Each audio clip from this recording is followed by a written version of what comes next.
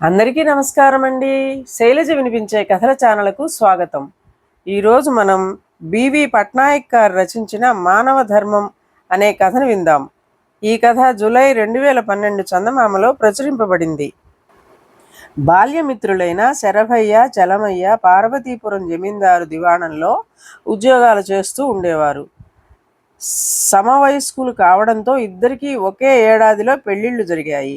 ఇప్పుడు వారిద్దరికీ కొడుకులు ఒకే తరగతి చదివే విద్యార్థులుగా ఉంటూ స్నేహితులయ్యారు. ఒకరోజు చలమయ్య దివాణంలోని పని ముగించుకొని ఇంటికొచ్చేసరికి కొడుకు సాంబుడు మారాన్ చేస్తూ కనిపించాడు. రేపు తన పుట్టినరోజు సందర్భంగా తరగతిలో పిల్లలందరికీ మిఠాయిలు పంచుతానని, అవి కొనే నిమిత్తం డబ్బులు కావాలని తల్లిని సతాయించడం చలమయ్య చెవిన పడింది. పుట్టినరోజు ఘనంగా జరుపుకోవడానికి మనమేమి కోటీశ్వరులు అనుకున్నావా, లక్షాధికారులం అనుకున్నావా? నీకు ఏది తినాలనిపిస్తే అది అమ్మ చేత వండించుకొని తిను చాలు, చిరాకు పడుతూ చెప్పాడు చలమయ్య. మొన్న నీ బాల్యమిత్రుడైన శరభయ్య కొడుకు సుబ్బరాజు తరగతిలో అందరికీ మిఠాయిలు పంచి పుట్టినరోజు జరుపుకున్నాడు. వాళ్ళేమైనా ధనవంతులా? ఎదురు ప్రశ్న వేశాడు సాంబడు. కొడుకుతో వాదనకు దిగి లాభం లేదని గ్రహించిన చలమయ్య, అందరికీ మిఠాయిలు పంచి డబ్బును వృధా చేయడం కన్నా దాంతో నీకు నచ్చిన ఆటబొమ్మ కొంటాను అని ఆశ కల్పించి చెప్పాడు. ఇదేదో బాగున్నట్లుంది అనుకుని ఒప్పుకున్నాడు సాంబడు. అనంతరం తండ్రితో పాటుగా అంగడికి వెళ్ళి నచ్చిన బొమ్మ కొనిపించాడు సాంబడు. రోజులు గడుస్తున్న కొలది సుబ్బరాజు తరగతి గదిలో తోటి పిల్లలకు సాయపడే తీరును ఇంటి దగ్గర తల్లిదండ్రులు పూసగుచ్చినట్లు చెబుతూ తాను కూడా తోటి పిల్లలకు ఏదో ఒక సాయం చేస్తానని, దానికి డబ్బులు కావాలని మొండిపట్టు పట్టేవాడు సాంబడు.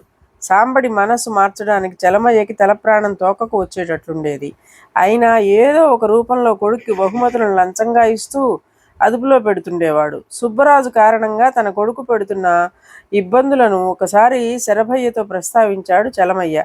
శరభయ్య, నీ కొడుకు అందరికీ భిన్నంగా ఉండాలని, మిగతా పిల్లలకు ఏదో ఒక సాయం చేస్తూ గొప్పలకు పోతున్నాడట. ఇది అలవాటైతే నీ ఆస్తి మొత్తం హారతి కర్పూరం అయిపోగలదు. ఇంతకీ నీకు తెలిసే ఈ పని చేస్తున్నాడా అంటూ అనుమానం వ్యక్తం చేశాడు చలమయ్య. చేతనైనంత సాయం చేయమని నేనే చెప్పాను. స్వార్థం నేర్పితే తప్పు, కానీ సాయపడు అని చెప్పడంలో తప్పు లేదు కదా. ఉన్నంతలో ఇతరులకు సాయపడడం కూడా మానవ ధర్మమే అన్నాడు శరభయ్య. ఎవరి వెర్రి వారికి ఆనందం అనుకున్న చలమయ్య నీతులు చెప్పిన శరభయ్యపై మాత్రం ద్వేషం పెంచుకున్నాడు. అప్పటి నుండి శరభయ్యతో మాటలు కూడా తగ్గించుకున్నాడు. సుబ్బరాజుతో స్నేహం వీడమని సాంబడికి చెప్పాడు కూడా. పిల్లలు పెరిగి పెద్దయ్యారు. చదువు పూర్తి చేసుకున్న సుబ్బరాజుకి దూర ప్రాంతంలో ఉద్యోగం వచ్చింది. వృద్ధాప్యం దగ్గర పడటంతో శరభయ్య కూడా ఆ ఊరు విడిచి సుబ్బరాజుతో పాటు వెళ్ళిపోయాడు. సంవత్సరాలు గడిచాయి. సుబ్బరాజు తన సంపాదనలో కొంత భాగాన్ని మంచి కార్యాలకు వినియోగించడానికి మొదటి నుంచి దాచి ఉంచడం అలవాటు చేసుకున్నాడు. తను పుట్టి పెరిగిన ఊరిలో వృద్ధాశ్రమం గురించి జనం చెప్పుకోవడం సుబ్బరాజు చెవిన పడింది. దాచి ఉంచిన డబ్బును తండ్రి చేతుల మీదుగా వృద్ధాశ్రమానికి విరాళంగా ఇవ్వాలనుకున్నాడు. ఆ విషయాన్ని తండ్రికి చెప్పాడు. శరభయ్య ఎంతగానో సంతోషించాడు. కన్న తల్లిలా పెంచి పెద్ద చేసిన ఊరికి సాయపడటం అంటే కన్న తల్లి రుణం తీర్చుకున్నంత తృప్తి కలుగుతుందని కొడుకుతో అన్నాడు. అనకున్నదే తడవు సుబ్బరాజు, శరభయ్య తాము పుట్టిన ఊరు చేరుకున్నారు. అక్కడి ఆశ్రమంలో అడుగు పెట్టాక ఆకర్షణీయంగా పూలతోట కనిపించింది. మరొక ప్రక్క ఉన్న పండ్ల తోటలో కొందరు వృద్ధులు కలిసి తోట పని చేస్తూ కనిపించారు. శరభయ్యకు పూలతోట వైపు వెళ్లాలనిపించింది. కొడుకును ఆశ్రమ నిర్వాహకులను కలవమని చెప్పి తానొక్కడే పూలతోటలోకి ప్రవేశించాడు. అక్కడ ఒక వృద్ధుడు మొక్కలకు నీరు పోస్తూ విరబూసిన పూలను నిదానంగా ఏరి సజ్జలో వేస్తున్నాడు. ఆ వయస్సులో వృద్ధుని శ్రద్ధ చూశాక అభినందించాలనుకుని, ఇంత మమకారంతో పిల్లల్ని సాకినట్లు మొక్కలను బాగోగులు చూస్తున్నావు.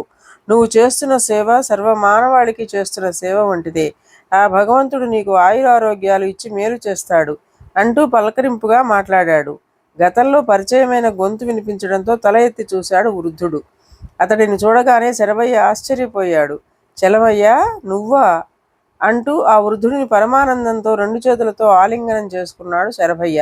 చలమయ్య కూడా అంతే ఆప్యాయతతో ఒదిగిపోయాడు. ఒకరికొకరు కుశల ప్రశ్నలు వేసుకుంటూ సమీపంలో చెట్టు నీడన చేరారు. నువ్వేమిటిలా వచ్చావు శరభయ్యని అడిగాడు చలమయ్య. శరభయ్య తను వచ్చిన పని చెప్పాడు.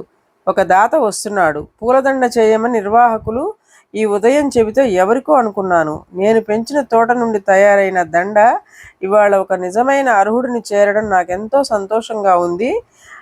ఆనందపడుతూ చెప్పాడు చలమయ్య. ఇందులో నా గొప్పతనం ఏమీ లేదు. భగవంతుడు నా చేత ఈ పని చేయిస్తున్నాడు. కాలక్షేపం కోసం నువ్వు ఎంచుకునే మార్గం బాగుంది. ఇటు వృద్ధులకు సేవ, అటు పూలతోట పెంపకం అన్నాడు శరభయ్య. నీ మాటలే నన్ను ఈ మార్గంలో నడిపిస్తున్నాయి. గతంలో మనకు ఉన్నదానిలో సాయం చేయడం మానవ ధర్మం అని చెప్పావుగా, అదే ఆచరిస్తున్నాను ఇప్పుడు. నాకు మిగిలింది శరీరం మాత్రమే కదా, బొంగురుపోయిన గొంతుతో చెప్పాడు చలమయ్య.